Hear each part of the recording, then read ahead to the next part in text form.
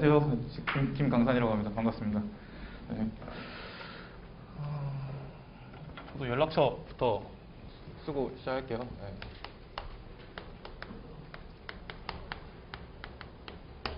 저는 연락처보다는 메일로, 저는 메일을 맨날 하루에도 한 5번씩 확인해서요. 메일로 주시는 게 더 좋아요.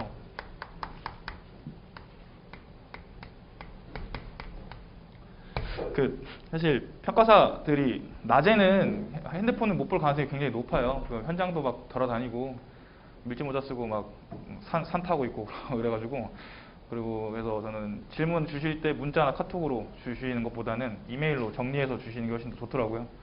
그냥 전화로 하거나 그냥 문자로 하면 사실 본인이 뭘 모르는지도 잘 몰라요. 글 쓰다 보면 이제 쓰다가 자기가 뭘 모르는지 정확하게 긴 문장으로 주시는 게 훨씬 더 좋아서, 그래야 저도 답변하기가 편하니까요. 뭘 궁금해하는지를 본인도 모르는 상태에서 질문들 많이 하셔가지고, 근데 글로 받으면 뭘 모르는지 확실하게 자기가 짚어내서 할 수 있으니까 저도 답변 드릴 때는 이메일이 훨씬 좋습니다. 일단은 뭐 어제 다 1차 보셨다는 가정하에 할게요. 그리고 다 초시생이시고 내년을 목표로 뭐 운이 좋으면 올해도 되게 될 수 있겠지만 내년을 목표로 한다고 생각을 하고 말씀드릴 거고, 그리고 앞에 좀 피곤하시죠? 1시간 넘게 듣고 계셔가지고 제가 최대한 컴팩트하게 제가 하고 싶은 말이랑 이제 어떤 거에 유의하셔야 되는지 뭐 이런 것들 설명드릴게요. 네. 첫 번째로 말씀드릴 게 이제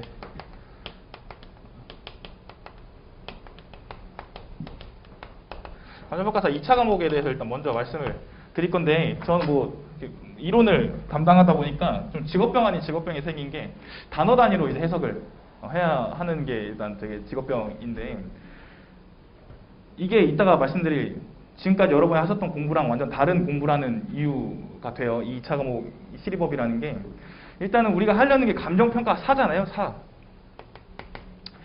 로스쿨처럼 그러니까 어떤 일정한 시험을 뽑아서 이렇게 일정한 집단을 이루어서 뭐 3년, 4년 이렇게 육성시키는 그런 게 아니라 우리는 4예요. 4. 전문 자격 4. 이게 뭔 뜻이냐면 합격하고 당장 내일이라도 즉시 선수로 나가야 된다는 거예요. 야구 좋아하시는 분들 아시겠지만 우리는 육성시킬 선수를 뽑는 게 아니에요. 이미 다 된 사람을 뽑는 거예요. 그 다음에 기타 세부적인 사항이나 실무적인 것들은 수습 1년 동안, 그러니까 실무 수습 6개월에 이론 수습, 이론 교육 뭐 3개월, 집합 교육 2개월 해가지고 보통 1년 정도 하거든요. 그때 다듬는 거지. 우리가 원하는 인재는 클 사람을 만드는 게 아니라 이미 큰 사람을 뽑는 거예요. 아시겠죠? 거기다가 이거가 합쳐지면 굉장히 재밌는 게 나오는데, 어떤 우리나라 문과 전문직 8대 자격서 중에 유일하게 있는 과목이죠. 실무라는 과목이 있어요. 그죠? 잘 생각해봐요. 실무가 말이 돼요? 실무를 안 해본 사람한테 뭐 승진시험 같은 그런 이름이잖아요. 실무가 원래는. 그죠? 실무라는 게 있어요. 그래서 실무를 안 해본 사람이 실무를 풀어야 되는 굉장히 신기한 상황이 나오게 되는 거고, 그 다음에 이 사람이 필드에 나가서 바로 이론적으로 적용할 수 있냐, 이런 것도 물어보게 되고요. 그리고 굉장히 우리는 공적인 업무도 많이 하기 때문에 법규라는 것도 보게 돼요. 그래서 사실 이거를 하기 위해서 1차 공부하셨다고 생각하시는 게 더 편합니다. 그죠? 민법을 모르는데 어떻게 행정법을 이해할 수 있을까요? 무효랑 취소도 구분 못하는데, 그죠? 아까 실무팀장님 말씀하신 것처럼 경제학을 모르는데 어떻게 최유 이용 분석을 할까요? 가장 돈이 될 만한 이용을 어떻게 분석을 해요? 경제를 모르는데, 그죠? 회계를 모르는데 기업 가치를 어떻게 분석해요? 수정재물부터 뭔지도 모르고, 그죠? 그다음에 부동산 학원론은 모르는데 어떻게 부동산 전문가가 될 수 있죠? 그죠? 관계법규는 뭐 당연한 거예요. 관계법규는요, 아까 실무팀장님 말씀하셨듯이 1차, 2차 시험 중에 제 개인적으로 굉장히 중요하다고 생각하는 파트고요. 왜냐면 우리는 가격적으로는 태클을 거의 안 받아요. 아직까지도 거의 판사 같은 느낌이라서 가격에 있어서. 근데 팩트를 틀리면 자격증이 날아가요. 그 팩트 체크하는 것 중에 가장 놓치기 쉬운 부분이 바로 공법상 제한입니다. 그렇기 때문에 그 공법상 제한에 따라서 가치가 형성되는 게 많기 때문에, 아무튼 그런 것들을 알아야 이제 2차 실무 이론 법규를 할 수 있게 돼요. 근데 제가 아까 말씀드렸다시피 우리는 사를 뽑는 시험이고 당장 필드에서 뛸 선수를 뽑는 시험이다 보니까 특히 이게 가장 핵심이에요. 실무가 가장 핵심입니다. 실무가 그때 제가 27회 때 총점을 넘겼는데 실무에 39점이 나왔어요. 그때 문제 오류 있었을 텐데요. 근데 숟가락률이 80% 정도였더라고요. 27회 때 60%로 다소 내려갔죠. 되게 재밌는 시험인 게 원래 다른 시험에서는 꽈락률이 50%만 나와도 거의 뭐 국민청원 올리고 막 별의별 하는데 우리는 실무 꽈락 60%라면 뭐 개꿀이네 뭐 이렇게 얘기하는 시험이에요. 그래서 실무가 가장 어려워요. 그래서 문제를 그러니까 이 과목을 조금 더 이제 분석을 해보면 실무라는 과목은 뭐 아까 앞에 다 말씀하셨겠지만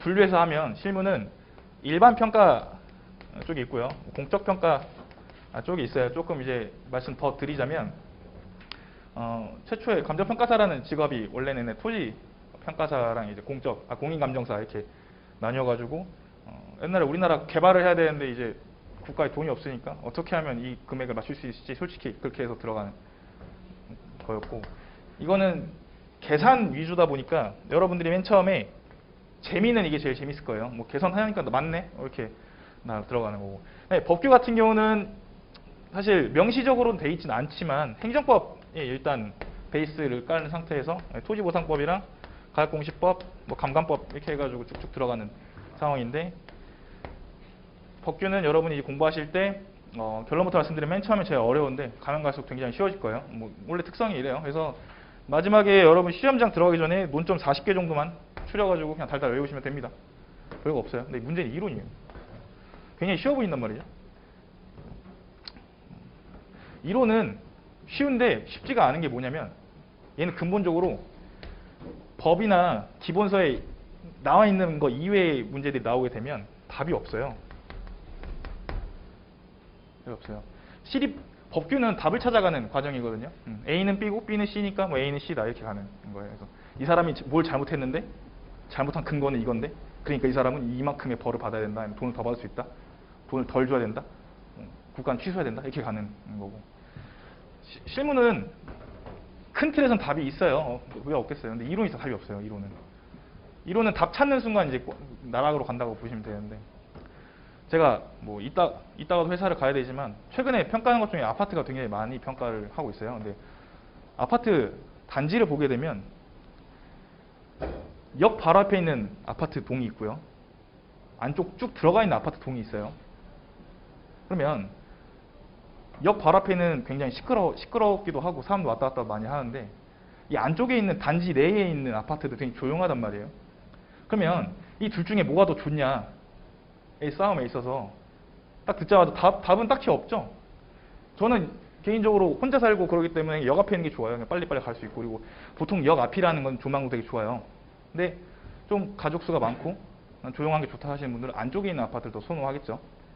이게 말인데 이렇게 말을 하면 사람 다 이렇게 끄덕끄덕 하는데 이게 문제로 나오면 사람이 답을 찾기 시작을 해요. 야 여기 더 좋은 거 아니야? 왜 이래? 논문에 따르면 여기 더 좋다는데? 이래. 여기서 궁금한 게 뭐냐면 우리가 살을 뽑는 시험이기 때문에 둘 다 답이 될 수도 있고요. 중요한 건 논리예요. 그렇죠? 이론이 딱 그런 거예요. 이론에서 물어보는 건 뭐냐면 그러니까 명확한 답이 있는 문제도 있긴 있어요. 해설서나 이제 감칙이 나와 있는 것도 있잖아요. 토지를 평가하는데 공시지가기준법을 쓰면 안 된다. 뭐 이렇게 하시진 않겠죠. 이런 답들이 있는 걸 제외하고는 그래서 21회 문제처럼 핵가족화가 부동산 시장에 미치는 영향을 논하시오. 그러면 논문에서 나왔나? 네, 어디서 배웠지? 이렇게 생각한다고. 이게 아니에요. 이론의 본질은 그게 아니라 이론을 거꾸로 하면 논리가 되잖아요. 논리적으로 접근하는 그게 중요한 것뿐이에요. 이 사람이 당장 내일 필드에 나가서 설명할 수 있을까? 그죠? 이런 문제도 있었어요. 보유세율 인상이 부동산 시장에 미치는 영향 26회 4번에 이렇게 나왔거든요. 이거 답이 있어요? 보유세율 인상이 부동산 시장에 어떻게 미치는지 알아요? 좀 표현이 좀 그렇지만 한낱 수험생한테 그런 걸 물어볼까요? 아니에요. 학자들도 모르고 지금 정부에서도 모르는데 이거 어떻게 우리 한낱 수험생들이 알아요? 보유세 인상이 어떤 효과를 미치는지 논리적으로 설명만 하면 되는 거예요. 이론이 이래요. 그래서 답이 없다 그래요, 보통. 그죠? 자, 이런 과목의 특성을 봤을 때 가장 중요한 게 뭐냐면 다 중요한데 실무는 기초가 제일 중요합니다. 진짜 이거는 뭐 부정할 수가 없어요. 실무는 기초예요. 실무는 왜 기초냐면 다 중요한데 실무가 굳이 중요한 게 뭐냐면 여러분 다 학원만 배우셔서 아시겠지만 모든 부동산 다 달라요. 신림동 1-1번지랑 1-2번지랑 달라요. 그러면 모든 개별성이 굉장히 큰 부동산을 평가할 때 있어서 그게 역설적으로 가장 중요한 게 원칙이 되거든요. 원칙. 형식이 맞냐? 가격이 높고 낮음을 떠나서 일단 내가 평가한 이 방식이 맞냐부터 보게 돼요. 여러분들이 만약에 심사하는 사람이 어떻게 보겠어요? 되게 기상천외한 방법으로 평가한 사람한테 또 점수 줄 거야? 아니에요. 기왕에 있는, 이미 있는 평가 방법들을 잘 적용했는지가 일단 첫 번째 핵심인데, 그걸 우리 바로 3방식이라 합니다. 이 3방식을 통해서 적절하게 일단 형식이 맞냐가 되게 중요해요. 그럼 굉장히 기초가 중요하겠죠. 어떤 평가가 나와도 평가사에 합격하시면 여러분들이 평가사의 필드에서 어떻게 하냐면 법에, 조례, 뭐 이런 기타 기준, 지침에 맞게 평가를 잘 했는지가 일단 첫 번째 우선시 돼요. 모두가 다 아는 그 방식을 썼냐. 그러면 이제 그 방식 쓰지 않았다. 그러면 이제 예외가 되겠죠. 따라서 3방식을 기초로 해서 이 물건의 원칙과 예외가 뭔지를 파악하는 게 굉장히 중요해요. 그리고 이 물건을 원칙으로 평가해야겠다 하는 순간 목차 머리 나와야 돼요. 가장 쉽게 공시적인 것뿐만 해도 표시지게 그렇게 나와 있나고요. 근데 목적이 공적 평가다? 그 앞에 적용 공시지가 뭔가 있겠네. 이렇게 바로 떨어져 나와야 돼요. 목차로. 기초가 제일 중요합니다. 그래서. 왜냐면 실무를 1년에 한 2만 점 풀어도 시험장 가면 처음 보는 거 나와요. 어쩔 수가 없죠. 다 모든 건 새로우니까요. 법규 볼까요? 법규는 가장 중요한 반복입니다. 반복. 네. 결국에는 여러분 뭐 어떻게 어느 학원을 가서 뭐 누구랑 공부를 하든 간에 결국에 30개, 40개 정도 논점 정리해서 달달 외우고 들어갈 거예요. 그러면 툭 쳤을 때 목차 빠르르 나오도록 반복이 돼야 돼요. 반복 수야 돼야 돼요. 그죠? 길 가다가 저도 같이 공부했던 형들이랑 길 가다가 뭐 철회 하면 이제 철회 법적 성질 막 얘기하고 있었거든요. 그리고 툭 치면 나올 정도는 돼야 돼요. 그죠? 우리가 16페이지인데 이거를 원고지로 환산하면 원고지 한 35장에서 40장 정도 나와요. 그 100분 동안 푸는 거예요. 빠르르 막 푸는 거예요. 그죠? 그러면 이론이 가장 중요해 뭐냐면 이론은 이해입니다. 자, 이제 실무 목표 얘기 그만할게요. 예, 1시간 동안 드렸으니까 이론 얘기만 중점적으로 하면 이론 이해예요, 이해. 예. 굉장히 탄탄한 논리가 필요하고 이 논리는 여러분이 잘못 생각하는 것 중에 하나가 먼저 공부하신 선배님이나 뭐 친구, 후배가 있을 수도 있어요. 뭐 이론은 암기해야 된다 이렇게 말을 하는데 절반은 맞아요. 결국엔 암기를 해야 되는데 이해를 먼저 해야 돼요. 선 이해한 다음에 그 다음 바로 암기로 가야 되는 거예요. 설명을 해야 되니까. 여러분 필드에 나가서 우리 사잖아요. 필드에 나가서 의뢰인이 요번에 이론 문제처럼 토지는 왜 개별 공시지가를 안 하고 표준지 공시지가를 기준으로 하나요? 왜 개별 공시지가 안 쓰죠? 왜 거래사비법 안 쓰죠? 이렇게 말을 했을 때 암기해서 두문자 써서 알려줄 거예요? 아니에요. 그 사안에 맞게 이해한 대로 설명을 해야 된단 말이에요. 그래서 최근에 기출 경향을 보면 이론 기출 경향이 어떻게 되냐면 새로운 거 안 알려줘요. 옛날에는 실무 기준의 해설서가 14년 나오기 이전에는 좀 되게 현업에서도 되게 이슈가 되는 것들 막 물어봤어요. 선화지 어떻게 평가해야 되냐 이런 것들 이런 거 있거든요. 요즘에는 실무 기준 해설서 나오면서 그냥 있는 거 물어봐. 있는 거를 이미 이 세상에 있는 논리를 잘 적용하냐. 이 당장 내일 필드 나갈 수 있냐. 그게 가장 중점적으로 되거든요. 그러니까 이론은 나올 게 뻔해요. 뻔해요. 그래서 막 암기를 해서 발라낸다. 뭐 붙을 수 있겠죠. 근데 좋은 점수로 붙지는 못해. 암기해서 발라면. 왜냐면 암기를 먼저 하게 되면 어떤 현상이 일어나냐면 나중에 스터디 하실 때도 그렇고 저는 스터디 첨삭을 하잖아요. 암기를 해서 발라내면 어떤 현상이 일어나냐면 문제에서 물어본 걸 안 써요. 내가 아는 걸 쓰게 돼요. 내가 아는 걸 쓰게 된다고. 막 해서 남자분들 축구 좋아하잖아요. 뭐 메시에 대해 서술하셔. 그럼 막 떠드는데 바르셀로나 하면서 막 우승컵 얘기한단 말이에요. 내가 궁금한 거는 메시가 궁금해요. 뿐인데 막 이상한 걸 막 써요. 이론은 똑같아요. 이론은 내가 A를 물어봤는데 이 사람들이 A 말고 B도 알고 C도 알고 엄청 다 아는 논점이야. 그래서 그걸 막 발라요. 암기한 거 막 발라왔어요. 근데 시험지 보면 막 꽈라 이런 거 되게 많거든요. 20페이지 넘게 썼는데 꽈라 막 이래요. 물어본 걸 써야 되는데 암기한 거 내가 아는 걸 쓰게 된다고요. 그러니까 이해를 먼저 해야 돼요. 이해. 알겠죠?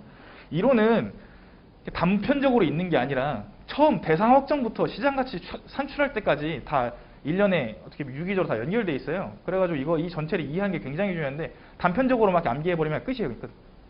왜냐면 이론은, 그러니까 실무는 아까 말한 대로 여러분이 실무를 안 해봤는데 실무를 풀어야 되는 상황이 오는 거고, 그리고 아마 대부분의 분들은 법규, 행정법 이런 거 보지도 못했는데 처음 와서 보는 걸 거예요. 이론이 가장 부동산학적인 거거든요. 학원론 뭐 좀 업그레이드 버전이라 하면 되는데, 실무는 아까 말한 대로 팀장님이 말씀하신 대로 그 레포트를 쓴다고 생각하면 돼요. 수기로. 이 빌딩이 왜 10억인지 그 계산을 쳐서 보여주는 거거든요. 법규는 큰 틀에서 보면 딱 두 개밖에 없어요. 공익과 사익의 비교 형량. 그래서 그거랑 돈 더 받을 수 있냐 없냐. 이 두 개가 메인 논점이거든요. 이론은 뭐냐면, 그래서 법규는 그래서 조금 이의신청서 비슷한 느낌이 들었어요. 저는 공부할 때. 이론은 논문 쓴다고 생각해요. 논문. 이론 논문 쓴다고 생각하면 돼요. 그래서 형식이, 첫 번째 형식이 되게 중요한 거고. 그래서 있죠.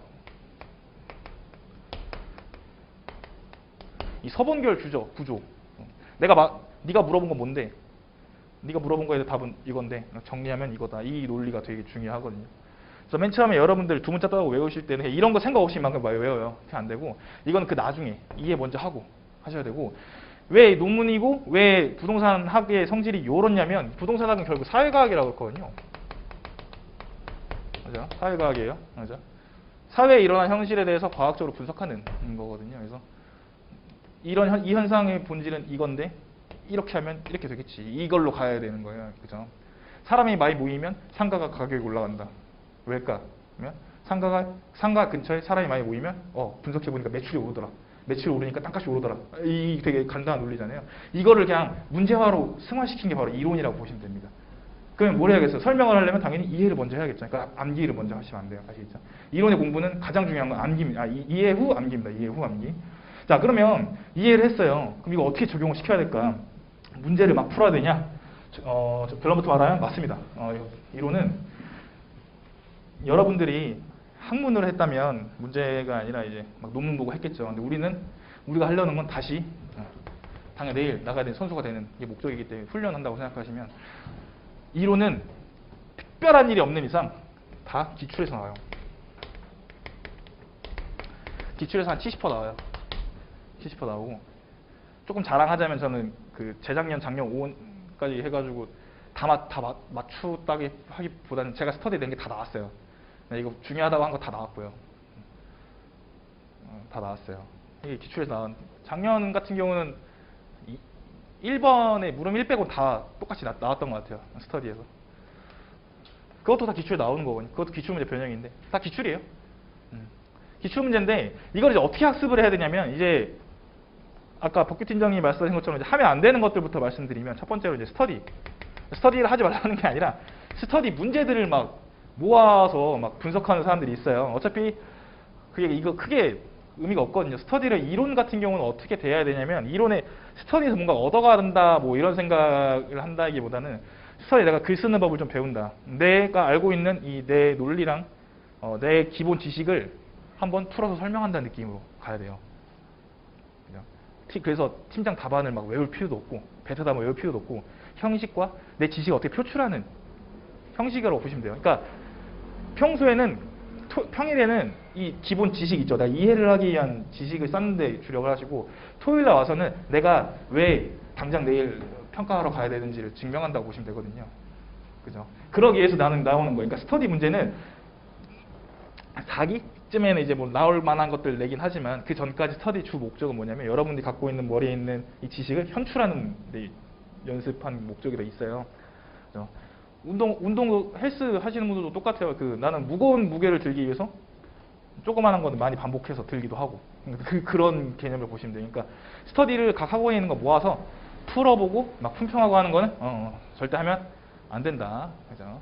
여러분 스터디 문제 잘 풀려고 공부하는 거 아니잖아요. 그죠? 스터디 문제 막 하는 건 비추. 저는 그래 사실 저도 제 스터디 끝나고 이거 뭐 갖다 버리세요 이렇게 하기도 해요. 이제 여러분 첨삭 다 끝냈으니까 필요한 것만 가져가고 하세요 이렇게 말을 해요. 두 번째로 이제 하셔야 되는 거, 이건 하셔야 되는 건데, 나 중심이 돼야 되거든요. 아까 실무 법규팀장님하고도 회의를 같이 하는데요. 제가 할 말을 이미 다 했더라고요.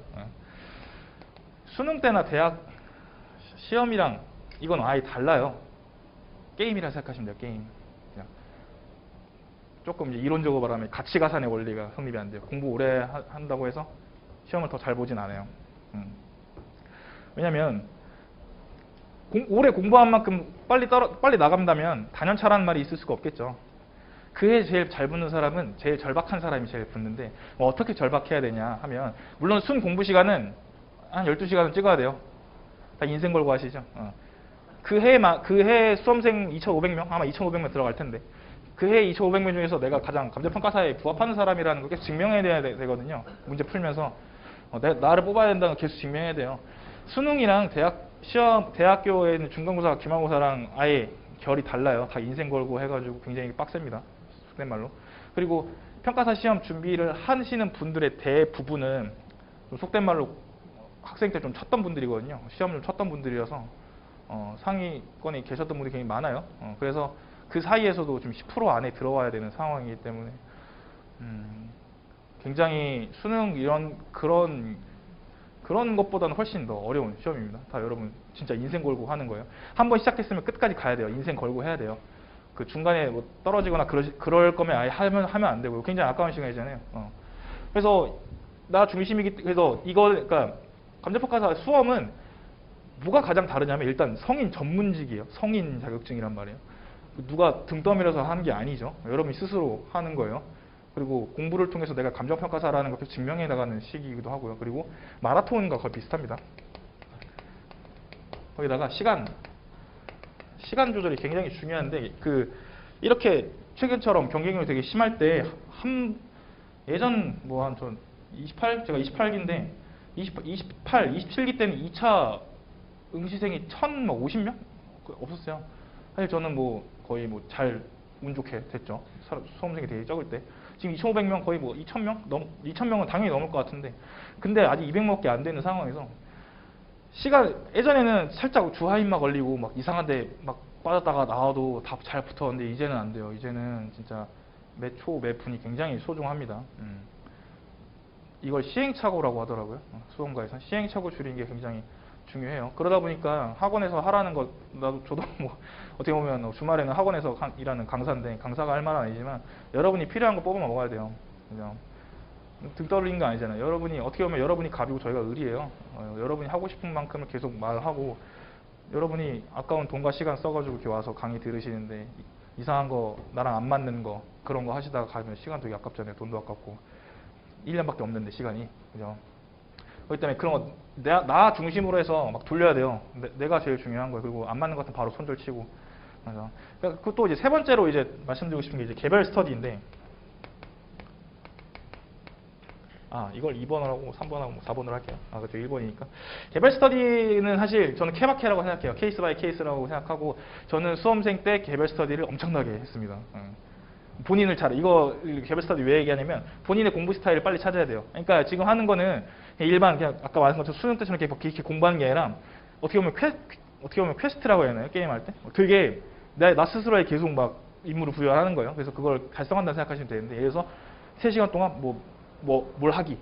그죠? 이런 식으로 다음 주까지 이 분량까지 끝내기. 이런 걸 잘 본인이 잘 조율해서 들어가야 되는데, 다들 이렇게 말은 해요. 저처럼. 그래서 강사든 공부 오래 하신 분들이. 근데 문제는 뭐냐면 내가 뭘 공부했는지 모른다는 거예요. 지금. 내가 뭐 해야 되지? 왜냐면 태어나서 감정평가사가 돼본 적이 없잖아요.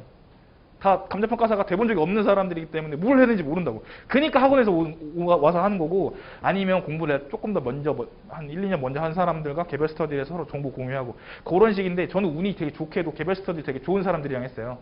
다 같이 붙었어요. 28기 때.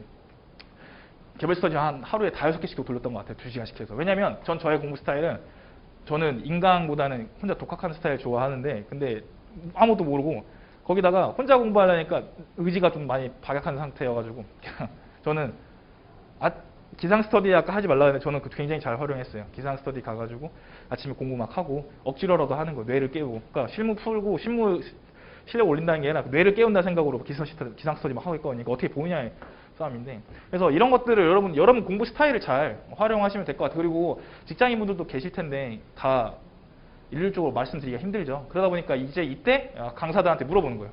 나 지금 이 상황인데 어떻게 되냐? 이렇게 물어보는 거거든요. 저는 공부할 때 알바하면서 했어가지고, 그래서 그때 저도 막 효율적으로 어떻게 되냐? 하면서 막 되게 많이 물어보고 했었거든요. 시간이 되게 많이 갔는데, 이제 마지막으로 딱 한마디 말씀드리면, 이 모든 것들을 다 이제 결정하는 게 멘탈이에요. 멘탈. 내 인생의 주인공은 나다. 이러면서 내가 짱이다. 이런 식으로 멘탈 잡고 가야 되는 거예요. 왜냐면 어차피 지금 기본 강의 만약에 오늘 기본 첫 시간이었다. 이렇게 되면 한 5주 되면 절반은 안 계세요. 사람이라는 게 처음에 빠지는 건 힘든데 한 번, 두 번 빠지면 안 가게 되더라고요. 그죠? 헬스장처럼. 똑같아요. 강의도 한 번, 두 번 빠지니까 내 인생에 크게 변화가 없다는 걸 느끼는 순간 계속 빠지게 되거든요. 제가 봤을 때는 완주를 한 사람들은 거의 다 붙었어요. 제 주위에서도 예전부터 공부할 때 시작했을 때도 그냥 학원 끝까지 잘 다니고 그냥 진짜 아프지 않은 이상 끝까지 나와서 공부하시는 분들 다 붙었고, 그래서 뭐 멘탈이 제일 중요하고, 그리고 이제 계속 시간이 좀 없는데 좀 더 빨리 말씀드리면, 저의 이론 커리큘럼은 어떻게 되냐면 일단은 똑같습니다. 실무 법규랑 똑같은데 일단은 기본 강의가 있고 이게 총론이랑 강론 순으로 이어져요. 근데 올해는 이거 조금 텀을 두려고 해요. 총론 이해 안 되는데도 이제 바로 강론 넘어가는 거 좀 그렇고, 그 다음에 기출을 갖다가 뭐 플러스 알파 특강들을 하겠죠. 이거랑 동시에 스터디 진행하게 되는데 1기, 2기, 3기, 4기가 되고, 그 다음에 이때는 진도별로 들어갑니다. 그리고 전주에 알려줘요. 뭐 어느 파트를 할 겁니다 라고 알려주고, 그다음에 저는 오픈북을 굉장히 추천을 해요. 왜냐면 이거 안 하면 공부 안 할 거니까. 그다음에 3기, 4기는 실전형인데, 이론은 사실 이제 공부 방법론으로 들어가게 되면 여러분이 아마도 16개월 동안 공부하실 거예요. 공부 기간은 16개월이고요. 그죠? 내년 8월 말 9월 초에 본다 하시면 16개월 공부하실 거고, 실무를 7개월 공부하실 거고요. 법규를 한 5개월 할 거예요. 그 다음에 이론 한 3개월 할 거거든요. 그 다음에 한 달은 쉬겠지. 한 달에 이틀은 쉴 거잖아요. 그러니까 16개월로 해서 이틀 쉰다고 한 달 빼면 735로 공부를 하실 건데 100% 이렇게 할 거예요. 이론이 낮으면 낮았지 이거보다 2 이상 공부할 시간은 안 나와요. 이론은 여러분의 100일 안에, 오늘부터 땅 해서 100일 안에 이론 끝내고 바로 시험장 가서 막 논문 쓰는 거야. 부동산 시장에 의의 막 쓰면서 막 시장 가치를 하면 막 싹싹 쓰는 건데, 그러면 현실적으로 아까 제가 말씀드렸잖아요. 우리는 수능 보는 것도 아니고 대학 시험 보는 것도 아니고 우리는 어떻게 보면 전략 게임을 하는 거랑 똑같다고 보시면 되는데, 내가 나를 지휘한다 뭐 이렇게 생각하시면 돼요. 공부하는 기간은 내가 아니다라 생각하고 내가 나를 컨트롤한다 생각하시면 되는데, 문제는 그러면 이 경우에 이론을 어떻게 가야 되는 건가? 3개월밖에 없는데 여러분 실무복시 법규하는데도 그냥 시간 끝나거든요. 이론을 어떻게 공부해야 될 것이냐 하면, 가장 좋은 이론 강의는 실무 법규해주게끔 만드는 강의예요. 가장 컴팩트하게 가고요. 뭐 쓸데없는 거 안 하고 그냥 기본적인 거 이해 빡 시키고 바로바로 문제 적용할 수 있게끔 하는 거. 제가 원하는 강의 딱 그런 강의예요. 실제로 그렇게 하고 있고요. 이론 하지 말라 그래요, 저는. 이론은 이 전까지는 이론은 그냥 평일에 한두 시간만 공부하시고 하루에 스터디 때만 좀 쓰시고 오픈북 보면서 이때부터 달리셔도 충분합니다. 왜냐면 제가 원하는 이론 점수는 50점이라서 그래요. 50점. 50점 이상 하려는 순간 가성비가 떨어져요. 이렇게 돼요. 경제학적으로 보면 이론을 50점 이상 올라가려는 순간 MR, MC도 떨어져요. 그 가성비 굉장히 떨어지거든요. 그때 그냥 법규 암기 하나 더 하시는 게 더 좋아요. 네, 그렇습니다. 그래서 되게 많은 걸 얘기했지만 딱 두 가지만 알고 있으면 돼요. 첫 번째, 멘탈. 두 번째, 이론은 여러분 3개월밖에 공부할 시간이 없다는 거. 그리고 이 두 개의 주안점을 두고 강의를 진행하고 있어요. 시간이 많이 됐네요. 얘기하다 보니까. 더 궁금하신 사항은 이따가 오늘 추첨 끝나고 궁금한 거 있으면 이따 뒤에서 제가 개별적으로 질문 받을게요. 되게 궁금한 거 있잖아요. 뭐 얼마 벌어요?부터 시작해서 진짜 빡세나요? 막 이런. 진짜 개에도 물리나요? 개에도 물린 사람 봤어요. 저희 전 대표님이 현장에서 개 물려가지고 피 흘리고 그런 것도 있거든요. 이런 건 되게 재밌는 것도 많기 때문에 궁금한 거 있으시면 이따 뒤에서 한번 말씀 나누면 좋을 것 같습니다. 네, 오늘 고생하셨습니다.